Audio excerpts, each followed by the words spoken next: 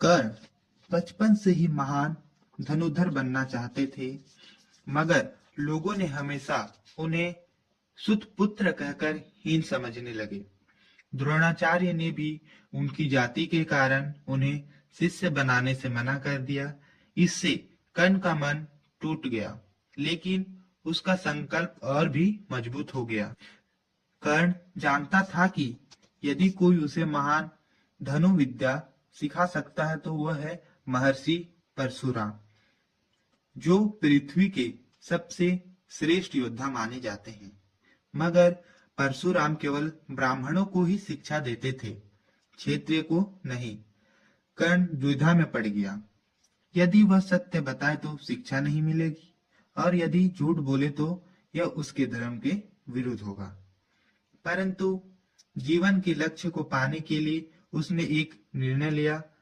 उसने परशुराम को कहा कि वह ब्राह्मण है। परशुराम ने उसे अपना शिष्य स्वीकार कर लिया। दिन बीतते गए। कर्ण ने अद्भुत मेहनत, समर्पण और निष्ठा दिखाई। परशुराम भी उसे बहुत प्रेम करने लगे।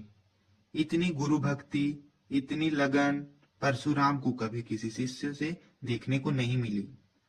एक दोपहर परशुराम कर्ण की जंघा पर सिर रखकर विश्राम कर रहे थे। वन में शांति थी। अचानक एक विषैले कीट कर्ण की जंघा में घुस गए। उसका डंक इतना तेज था कि कर्ण की जंघा से खून बहने लगी। दर्द असहनीय था, पर कर्ण ने हिलना डुलना आह तक नहीं भरी। उसने सोचा, यदि मैं हिला तो गुरु का विश्राम टूट जाएगा, यह अनादर होगा। कर्ण चुपचाप स्थिर बैठा रहा। रक्त बहते रहा, दर्द बढ़ता रहा। कुछ देर बाद परशुराम की नींद खुली। उन्होंने देखा कर्ण की जंघा खून से भरी है, पर वह शांत बैठा है। परशुराम चौंक उठे।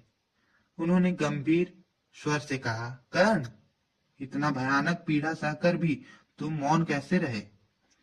कोई ब्राह्मण ऐसा धैर्य नहीं दिखा सकता। सच बताओ, तुम कौन हो? कर्ण ने सिर झुकाकर कहा। अब उनके पास स्वीकार करने के अलावा कोई मार्ग नहीं था।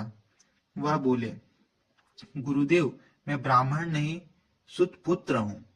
परशुराम के हृदय पर मानो वज्र गिर पड़ा। उन्हें लगा कि कर्ण ने उसे धोखा दिया है।